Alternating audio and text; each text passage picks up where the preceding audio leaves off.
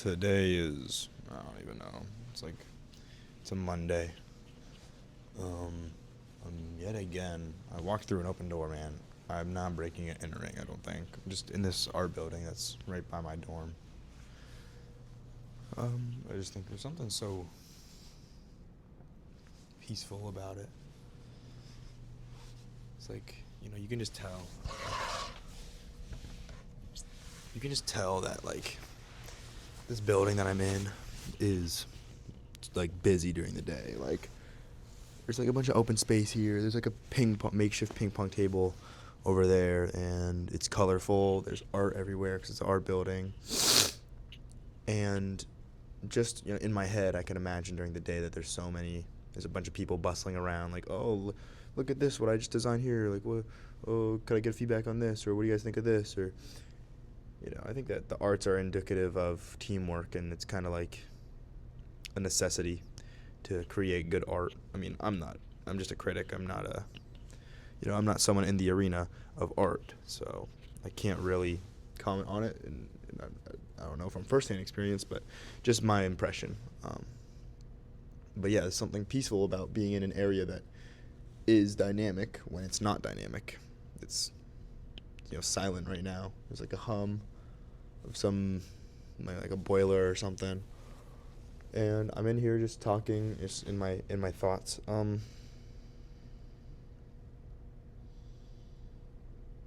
Today I'm gonna talk about humility and ego and pride, and gosh, I mean, I'll first start with what sparked this whole kind of mental debacle I'm going through, which is probably not the best time because I have an exam on Friday that I need to lock in for, but I can't. My mind doesn't work if I'm not focused, which I'm not focused right now, which kind of sucks, but I think this is gonna help. So let me begin. This weekend I went home to like my hometown, and me and my brother drove back on Saturday, and we just came back on Sunday. So it's just like stay the night, blah blah blah, just be there, see my parents and stuff, eat a home cooked meal, and on the way back from my school, it's like an hour drive. Me and my brother have gotten pretty close,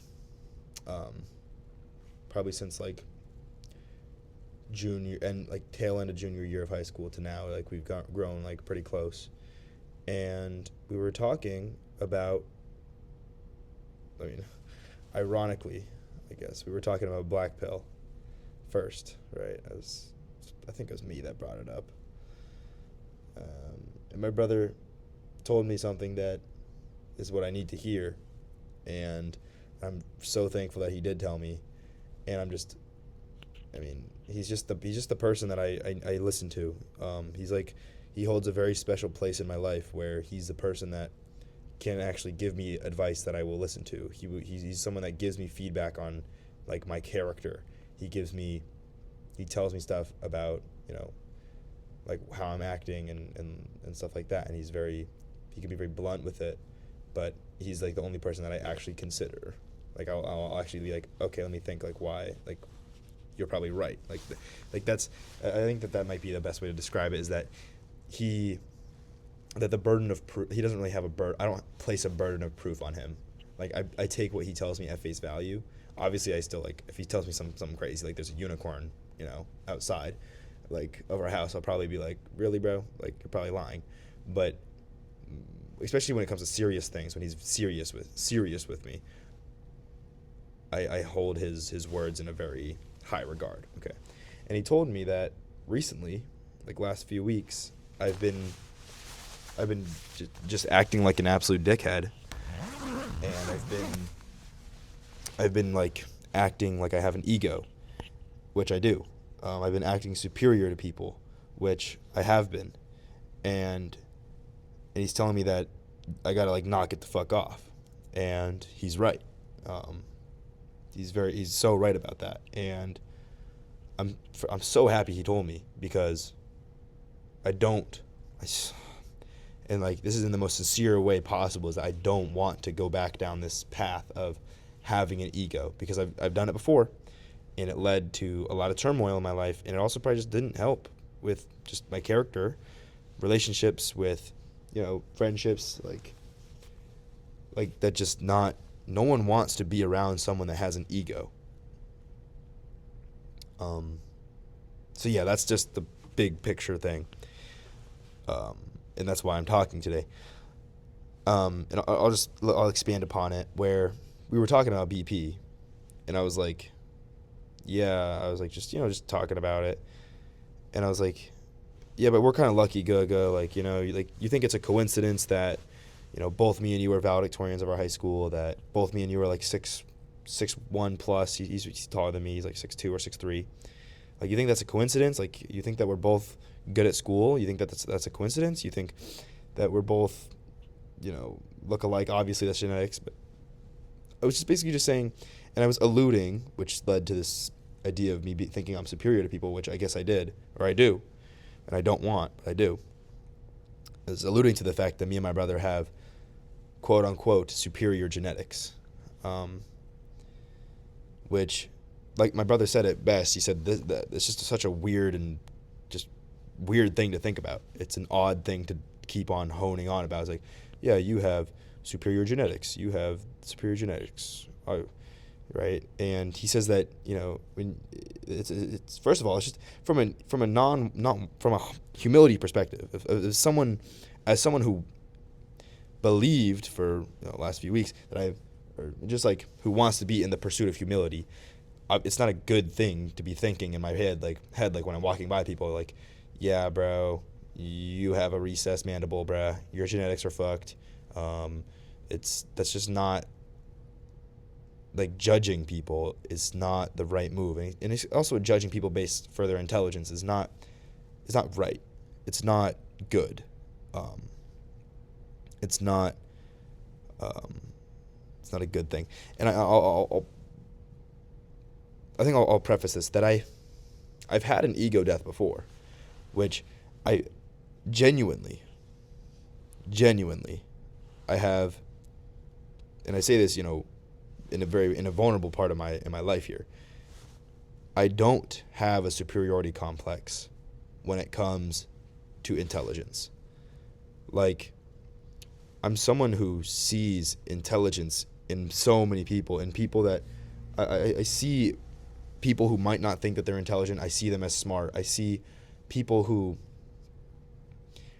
I think that's intelligence, smarts, I'm using them as synonyms right now. Maybe there's some connotation difference, slight difference. But for me, I have a very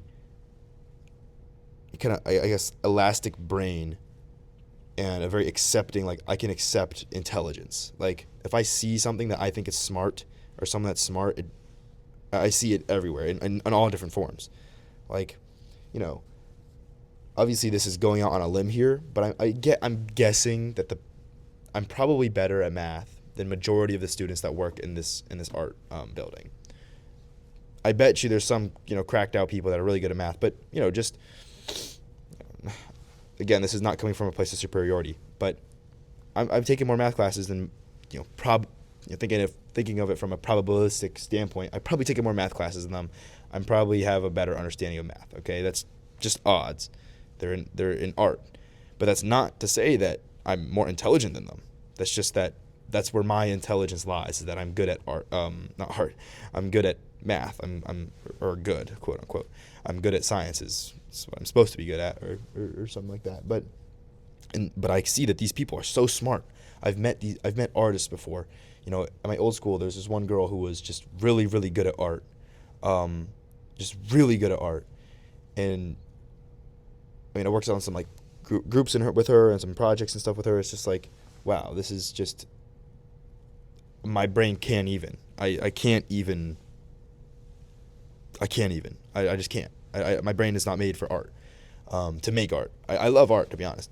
I'm a big art guy, but not a big. I'm not good at creating it. I don't have that type of intelligence, and I count that and I weigh that the same as any other level of intelligence. Like, I don't think that there's some hierarchy of like, yeah, if you're good at math, that means you're smarter than someone who's really good at art. If you're really good at math, that trumps being really good at art. I don't think like that. And that's from a very earnest perspective. Because I guess we'll get into it. I used to have this superiority complex of intelligence. I used to think that, yeah, if I'm better at school, and it was just such a dumb thing. Like, if I'm better at school, that means I'm smarter than you, and that means I'm better than you. That's kind of the rhetoric I had in my head.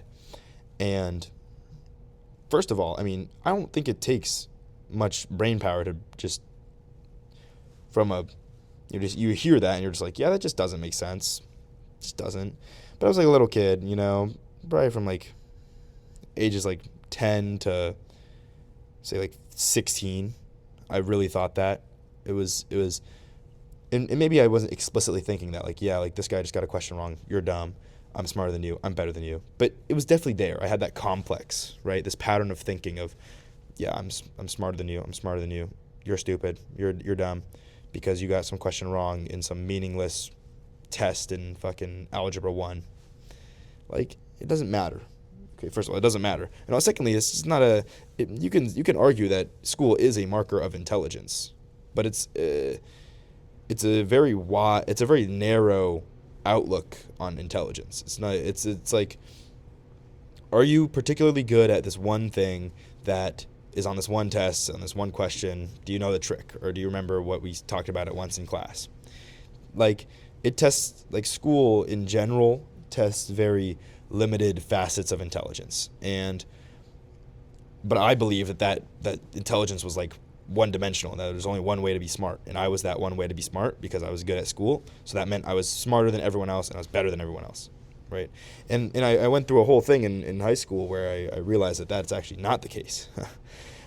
Especially just it's because I took pride in my grades, especially not only in my believed and perceived intelligence from grades. I took if we want to get into, like, utilitarianist kind of I'm just saying words at this point. If we want to look at it from, like, the consequentialist utilitarian perspective of, like, means and ends, right? You'd think that the end is like, oh, I want to be happy, right? I turned the means of getting this validation from school into the ends, where I thought, to be happy, I have to have good grades, right? It's not like the good grades meant that, like, oh, I was learning and learning is good, so then I got happy because I'm learning. No, the grades were, okay, if you get the grades, you're happy, right? That's what happened, is that the means turned into the ends, and the means were the grades. And, I had my ego, and I took pride. That's the thing. I took lots of pride in having these good grades. And then, newsflash, I found out, like, beginning of senior year, I wasn't going to be valedictorian of my high school. And this kind of took this pride away, because I took pride in being the best. Number one. I took pride in that. And that led to me realizing that I had this superiority complex, that I had this ego, right? And obviously in the back of I would always profess this, like, you can be smart at different things, and I don't think that I'm better than anyone. Really, in the back of my head, I probably thought I was. Realistically, and I know that. I did. And maybe it's still a little bit, a smidge today, but I've worked really hard not to have that pattern of thinking anymore. But now, and that's what happened. I lost my source of pride. That led me to believe and feel a lot of shame and understand that humility. It's straight from Avatar: The Last Airbender. Uncle Iroh says, "Pride is not the source of shame, or pride is not the opposite of shame, but its source. True humility is the only antidote to shame." And I believe that wholeheartedly. That if you want to be shame-free, you have to be humble, right? And you have to have enough. You have to have enough self-confidence to be humble, to know that you don't have to prove anything. That you don't have to. First of all, there's nothing to prove. That's the point, is that there's nothing to prove. You don't have to prove anything because there's nothing to prove, right? It's not about trying to be smarter than other ones. It's just being secure in your own self. And obviously, I'm still insecure about my intelligence. I'm still working on it, but that's the general idea. And I've worked on not having this intellectual superiority. Okay. Now, recently, I've been developing a physical superiority to people. And I think it does kind of stem from black pill. I think that, I mean, fuck the black pill, man. If we could talk about, like, my brother was low-key eviscerating the BP talking points, and I was like, yeah, damn, this is, maybe BP really isn't it. Um, it's, I think BP is just a coping mechanism for people. You know, people like to say, like, oh, that's a cope, like, it's all about personality, that you're coping, bro, it's all about looks. When in reality, I think that BP is really just another coping mechanism for people to say that, hey, my life sucks, but it's not my fault because I didn't win the genetic lottery. Sure, genetics play a factor, right? How tall are you gonna be? Okay, my dad was 6'6". Okay, it's not rocket science how me and my brother are both 6 feet plus, right? Um, but that it I guess the height is a pretty hard example, but to combat, that's pretty much solely genetics. But it's not everything. It's not everything's genetics, right? Your intelligence isn't necessarily all based off genetics. Okay, like I told my brother, like, hey, like, look, we're really smart, and like, look at both of our family. You know, both our parents are really smart. Um, like, my mom did, like, if you know what the Gokal is, it's like the SAT times 200. You know, it's like a crazy standardized test where you have to beat out millions of people. And my mom did that to get into a really top good university, which led her to get America and stuff like that. You know, my uncle on her side has a PhD in, like, renewable energy. My grandparents on my mom's side were both college professors. My grandparents on my dad's side, one was a doctor, one was a college educated lady. And I use that as a thing. I say, look, I mean, look at the genetics, man. Look, we have all these smart people in our family. That means obviously we're going to be smart. And he comes back where it's not really about that. Like, having the genetics, right? The capability of, I guess that's what it does. It gives you a capability, right? I don't want to say it gives you the ability to handle, because that implies that, like, other people couldn't handle it. But I don't think that's true. But I think that it just gives you some, you know, I think there's a big difference between nature and nurture, and that for a long time I've been putting a lot of emphasis on the nature and not as much emphasis on the nurture. Like, I had a lot of implicit pressure to be really good at school. So naturally, I'm going to be good at school. Other people don't prioritize school as much. Other families don't have that as a core, like, value, is to get really good grades and to excel at school. Like, so obviously these kids are going to be less programmed to do good at school because they have less emphasis on it. That's just natural. And like, I'm sure these artists didn't just come out the womb holding, you know, a paintbrush and starting to paint. They've built up their, you know, neuroplasticity is a thing where they've built up these I don't know what it's called, but they've just built up their brains, and their brains have been trained to be good at art. They've been probably doing art their whole lives. And instead of art, I was doing schoolwork. I was doing math and reading and like essays and history and science. That's what I was doing instead. So no wonder I'm not good at art, right? Like, duh, right? Instead, I'm good at what I've been practicing. It's, you know, practice has made that. So yeah, I think, but I don't want to talk about BP. But yeah, I think that it's an important part. It's that I have been looking at black pill, and I've been developing the superiority complex when it comes to my looks, because I'm like 6'1", and I've been hitting the gym a bunch, and now I can, like, starting to, like, see some actual progress where my arms look kind of bigger and my shoulders are more defined, and, you know, you can see my abs a little bit now. And I was just starting, and recently I've just been, and I know it in my brain because I've been having these ideas in my brain, like I'm walking around, I'm like, yeah, I'm taller than you, bro, get mogged, kid, like, in my head. I'm not saying this, like, that's hella freaking neurodivergent for me to be saying that out loud. And it's all in my head, which is why it's important to address it, because you don't even notice, like, because you don't have to think. At least for me, I don't have to think about my brain thinking, if that makes sense. It's just I'm on autopilot when I'm walking around, and my autopilot internal monologue is like, yep, you're chopped, I'm better looking than you, when it's probably not even true, man. I don't, like, I have, like, a piece of acne right here, my hair's all messed up, but whatever. That's yeah, that's that's true. It's just I've had this recently had this the superiority complex develop because I've gotten a little bit more confidence. Not confidence. I've gotten more ego, right, from developing my physique, getting bigger, getting leaner, and just And then also I will say this is that I've also been getting external validation, a lot more external validation. So there was this like video online where I was like a dude, like a street interviewer, asked me like for like we were walking down the street on Halloween weekend with a few of my friends, and I just saw a dude with a camera. I was like, yo, like what's the camera for? He was like, oh, it's for like we're interviewing people. You want to be part of it? And I was like, sure. And he interviewed me and he said, what's your favorite place to eat on campus or whatever? I got a lot of shit for it, but I named a place on campus that I like it, but it's kind of like default answer. It's not default. It's like it's super. I guess people think it's overrated just because it's popular, which is a whole different conversation. If something's good, like being overrated is probably a compliment because it's not. I get like sometimes it can just turn into a trend and people aren't liking it because they like it. They're just liking it because other people like it. But at a certain point, it had to be good, right, for it to just get a big bandwagon on it. But whatever. And they made a video, like a TikTok and an Instagram reel. They posted it online, and I'll be honest, like I got a pretty decent amount of attention. Like I had probably like I don't know, like 8 or 9 girls just like searched me up on Instagram because of the video. Like searched like follow me, and I was like, and that just went straight to the brain, straight to the head, straight to the ego.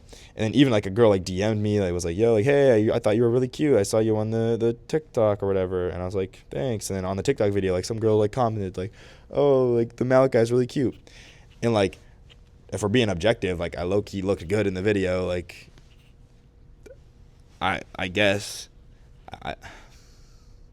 And I think that this, and also like, just beyond that, I've also gotten some like attention from the opposite gender, and it's just, and that attention just went straight to my head and makes me think that I'm the shit when it's really, that shouldn't be the response from my emotions, but it was, and it is, and it leads me into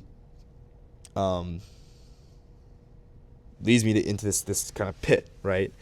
And first of all, there's a few things to unpack here. Firstly, I think the real core of the problem is that my confidence, and first of all, thin line between confidence and pride, and very thin line between pride and ego. I think pride and ego are pretty much synonymous. If you have a lot of pride, you probably got an ego. And there's a very thin line between self-esteem and confidence and ego, right? And I don't think it's self-esteem. I just said self-esteem, but I don't think it is. I had, let's just say, esteem, like external confidence. People are telling me I look good. People are, giving me attention. People are, all up on me and stuff. And it's like, okay, in my brain, it's like, that feels nice. This is good. I like when people give me attention, especially for like looks, which has been a constant insecurity my whole life. And in my brain, I'm thinking like, wow, this is crazy. I look good now. This is really awesome. But here's the thing is that if you lose that attention, right, you lose that attention even a little bit, just wanes a little bit, then you're suddenly thinking, wait, am I ugly? Am I chopped? And like, why am I not getting the same amount of attention? What is happening, right? Because it was an external source, that's the problem. And then I don't have an internal kind of generator of confidence because of my deeply seated insecurities around my looks because of my childhood, which is whatever. Well, not whatever. That's pretty much the point, is that if I can generate my own self-confidence, I don't think that the line between self-confidence and pride is very thin. I think that the line is between confidence that's generated from other people telling you you're really good at something and pride. Because then you can, when people are telling you you're really good looking and stuff, you can kind of bask in that. You can be like, yeah, okay, thanks, bro, like, and just like really revel in this newfound praise, which I think is paramount to pride and being prideful about it. Which I think is then leads to the ego. And I don't think I have to defend like the ethical standpoint of not wanting an ego. I just don't want to have an ego. That's not what I want. I don't think that there is any good amount of ego. maybe this is up for debate, but I don't think you should have any ego at all. That is something I believe. I think that ego is the most disgusting, maybe not the most disgusting, but it's one of the most disgusting things you can have. And I hate ego so fucking much. I hate it. Like, I have an ego and I don't like it. When I reflect on it, right, I don't like it. But the thing is that it's self-sustaining, because my internal, like my dopamine likes having an ego. It likes telling myself that I am that cool. I am that good looking. I am that smart. I am that guy. When I don't want that complex. And I think that the substitute is I need actual self-generated esteem. And I guess that's the $1 million question. I'd be a billionaire if I could say, in 5 easy steps, and I'm going to be confident, right? Because they say go to the gym and, see yourself have improvement and improve yourself. That'll give you confidence. Well, I did that, and that just turned straight into ego. That just turned straight into pride. And now I'm sitting here feeling like a jackass, thanks to my brother, because he told me, like, hey, man, you've been acting like a dickhead. People are not going to like you. You're not going to like yourself if you don't change. And I'm finding it hard. Like, I think, a favorite quote of mine, besides pride is not the opposite of shame, but its source. True humility is the only antidote to shame. I'd say is, how can I judge when I too walk an imperfect man, right? Like, who am I? Okay. We're all just people when it comes down to it. We could talk about religion, we could talk about believing in God and whatnot, and equality and all that. But I think that we're all just people, and we're just here in this rock. And who am I to judge other people and their lives? By what right of mine do I have? And here's the thing: is that I think, right, my evil Malik, let's call him the ego Malik, has this concept that I do have the right to judge, because I'm 6'1", and I'm, I go to the gym every day, and I do an hour of cardio, and I track my calories, and I eat my protein. Of course I have a right to judge the person that doesn't do all that. But then you got to think of it objectively as like, do I study 4 hours a day? I'm sure there's someone on campus that does that. Does more. Am I 6'2"? No. Do I track my calories perfectly? No. Do I sometimes, have a piece of pizza when I'm not supposed to? Yeah. Do I, is my facial harmony perfect? No. Is there someone that does all of that? Perfect calorie tracking, studies more than me, is taller than me, and has better facial harmony? Of course. Does that person, would I feel offended if that person judged me? Yes. I'd be like, by what right do you have to judge me? So then that begs the question, then what right do I have to judge anyone else? Because it's not about like it's just, it shouldn't be like, just what a miserable existence is it to have your whole life just be judging other people and saying I'm better, or no, you're better than me, so gosh, it's not a good way to live, man. I'm someone who's very not concerned. I'm someone who's very aware of my mortality, of my finiteness, of the life that I have. Do I really want, like, looking at it, do I really want my life to be full of judgment and hate and always constantly having my neck pointed down, trying to, freaking look down on other people? No, man. That's not what I want from life. That's not what anyone deserves, to be looked down upon like that. And it doesn't even matter if I never say anything about anyone's appearance. I'm not like a bully. I'm not fucking walking around in high school like, hey, chump, you're stupid. You look like you're a scrawny kid. I'm not doing that. I don't comment on anyone's appearances really. But I think that it comes down to, are you a consequentialist, or are you more on the air of virtue and, virtue ethics? Do you care about the intent? And not even the intent. I think that for my own personal, to live a good life, in the pursuit of the good life, I find myself siding more and more with the side of Aristotle and virtue. And I mean, for the people who aren't aware,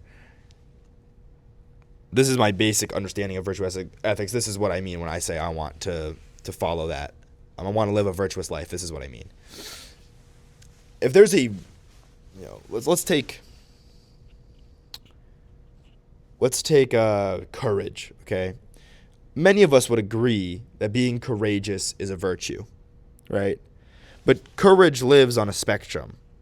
It's like it's an emotion, let's say, or just some verb, or adverb. I don't know. I don't even know my don't judge me on my thingies, but don't judge me. See, look, hey man, you don't have a right to judge me, but I have a right to judge you apparently.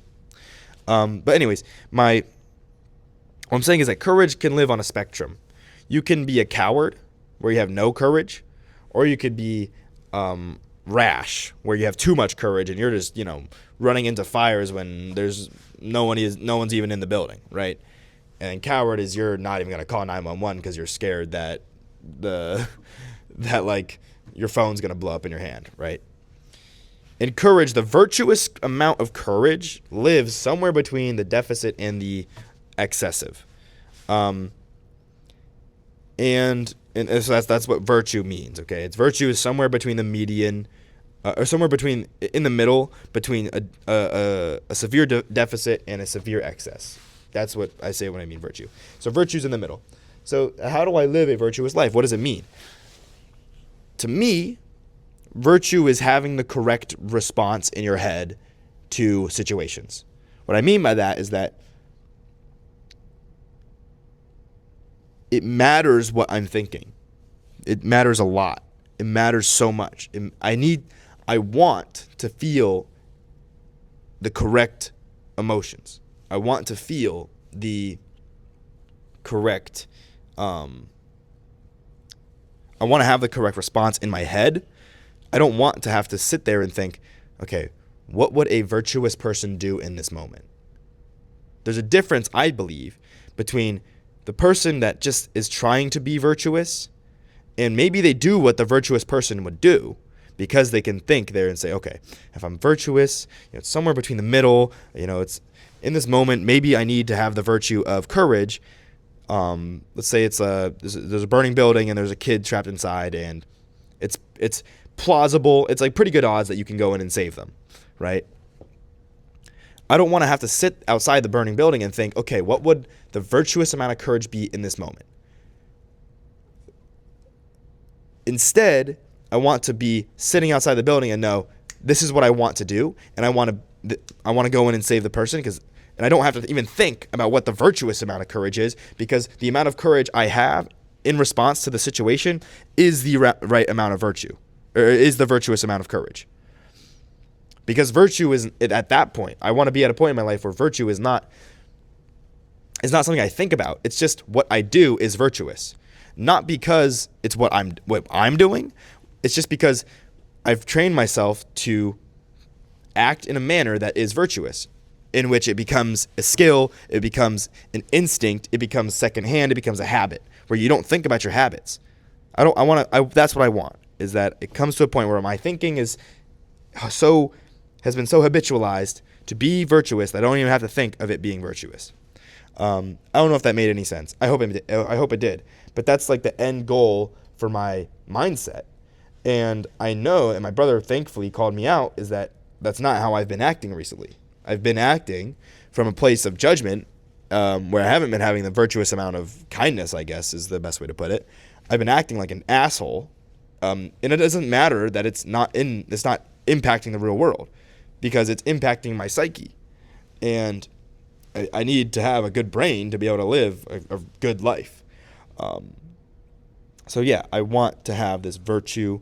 I want to have, not virtue. I want to have virtues. I want to be virtuous. And yeah, I guess that's my conclusion. And now how do I drop the ego about the physicality thing? I mean, just, I mean, honestly, I mean, I'll probably just look back on this video and feel bad about myself. And not to say I want low self-esteem, but I guess I can just show my physique. I don't think it matters. Okay.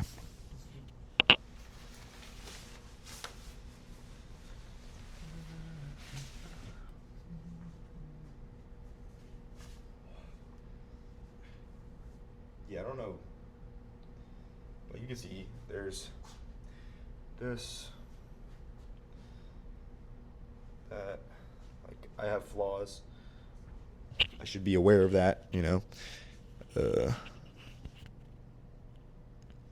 I'm not by any means perfect, and I don't know, maybe this isn't the solution now that I'm thinking about it. Like, I shouldn't, because I want to have self-confidence, but you can flame me in the comments for my shitty physique. But that's fine. But yeah. But I mean, you know, maybe that's a little humbling experience to do that. But just having just the.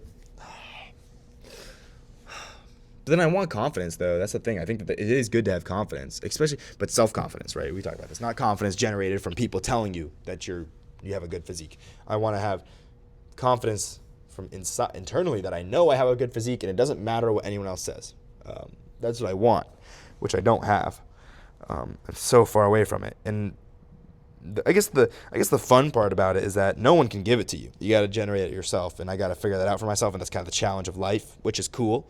But the flip side of that is that, man, it would be really easy if you could just have, you know, a really pretty girl just say, you look great, and you're skinny, and you know, you have muscles, and your muscles are so big. Like, it would be awesome if that could just be the solution, but it's not. It's really not. I know it's not. I know that just would just go to my head. You know, and it doesn't even matter how sincere a person is. It just, that's not the answer, because that's external. It's got to be internal. And I don't know right now. I don't know where that's gonna come from. I'm sure that once I lose a little bit more fat and gain a little bit more muscle, that the insecurity is gonna go away, and I'm just gonna be confident from the inside. I'm sure. No, I'm playing. It's got to be something to do with your brain, you know. You just got to think about stuff a little bit differently, or you just got to. I think that tying this all back to what my brother said about, you know, how, like, he says that he has a really good brain for math, and I agree, and he doesn't have a good brain for art. I just have to train my brain over time to generate its own self-confidence. It's you know, your brain is a powerful tool that can be changed, and you have a right to change it, and you have a, you know, some would say a responsibility to change it, especially if you notice that it's going down a path that is not good, like this ego path that I've been on. So instead, I have to retrain my brain to be kinder, more humble, and that's easier said than done. But, you know, that is the goal. So yeah, I think I'm gonna wrap it up here. Decently long video. I think I'm actually gonna post this, because, believe me, guys, I know it's been a while since I've been on a channel, but my brain is never quiet, and I still have made videos, just haven't posted any of them because I guess they're just gonna be lost media one day. But they're not lost; they're just on my hard drive. But yeah, don't really have anything else to say. Just be humble, man. And not on some, like, freaking corny shit where, like, oh, just be humble, and, like, I'm just saying that to say that. I want that so bad, to just truly be just have true humility. I think that's the goal, is to have true humility. I think that's the virtuous amount of ego, because there is no virtuous amount of ego. The virtuous amount is the deficit, which is humility. But yeah, let me know down below in the comments. Let me see. Comment down your favorite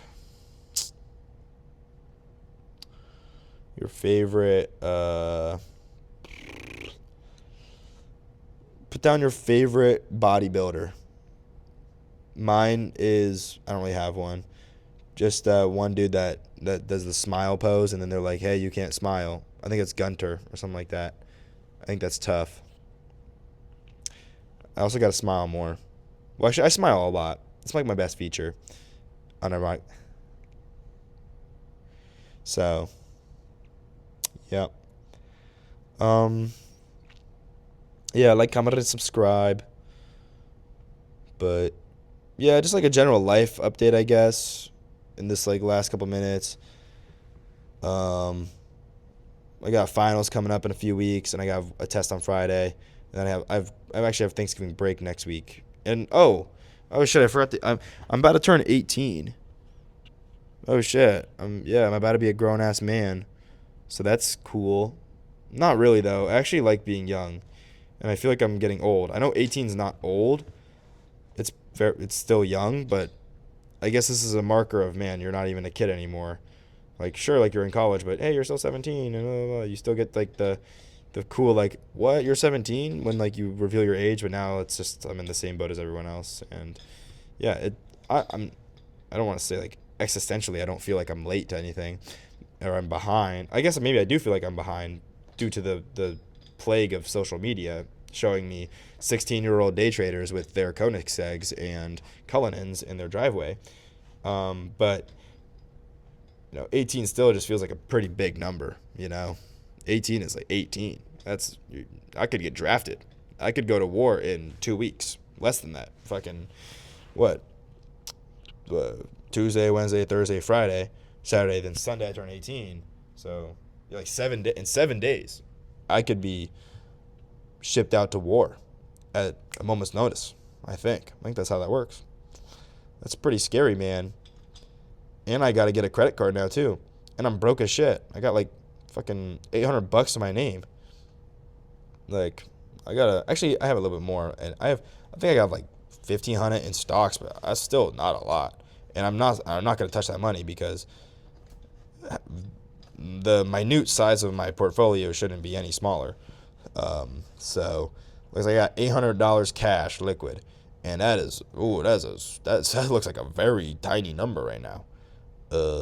But I'm sure it's chill. I'm sure I'm gonna figure it all out. It's gonna be all okay. Well, maybe it's not, but that's the game of life, I guess. So yeah, I guess I'm just gonna still just along for the ride. Yeah, I'm doing fine on all my classes. I'm probably gonna end the semester with all A's, but I mean the classes aren't that bad, so that's cool. But I'm still not engaged with the course content at all. It's still just all boring to me, except philosophy's mildly intriguing.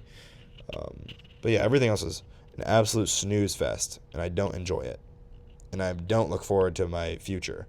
But who knows? Maybe something's gonna change. Maybe I'll be the day trader making other people feel like they're behind, like the 19-year-olds will feel behind because I shall be a profitable day trader and make $1 bajillion. Probably not though. I'm probably just gonna fucking be an engineer and try and have a family, have like a little girl, give my daughter the world. That'd be tough. That'd be very tough. I don't know.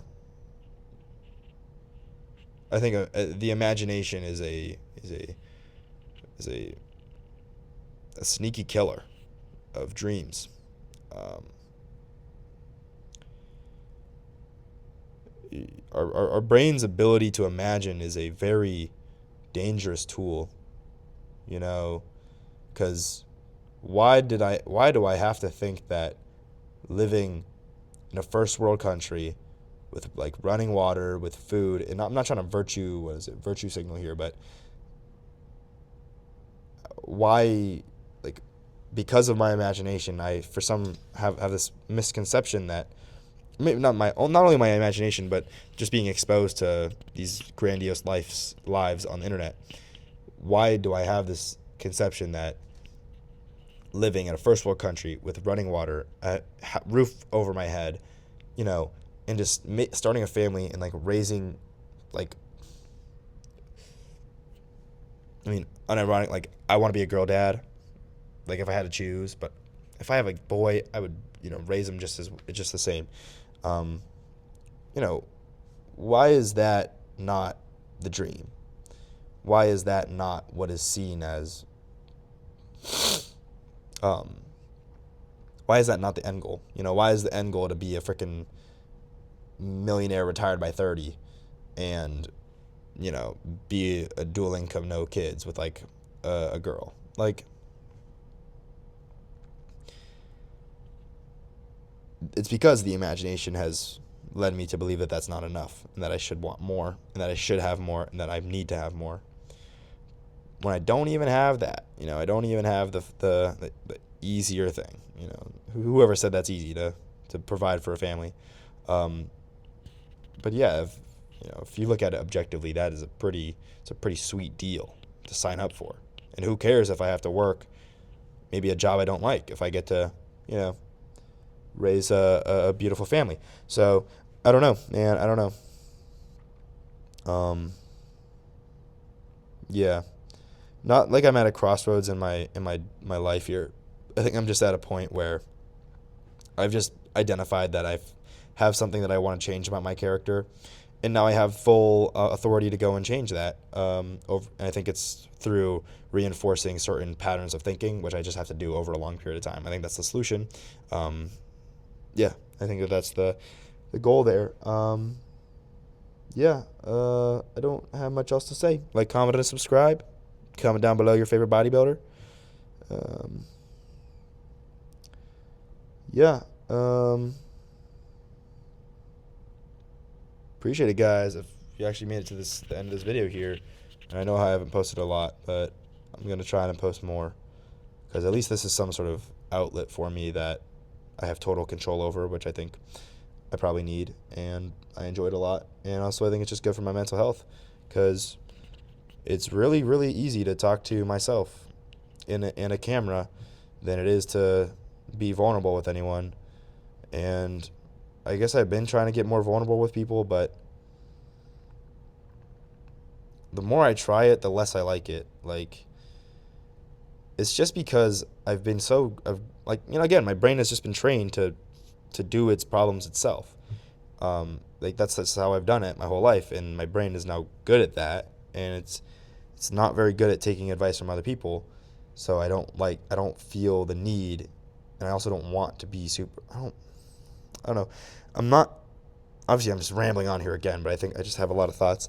Um, I'm not on some, I'm a man and I don't have to talk about my feelings rhetoric. I talk about my feelings with like my brother, and some close friends, but I don't ever cut as deep as I do when I'm talking to myself because, I'm never scared to be vulnerable with myself because that's just that's kind of an oxymoron, I guess.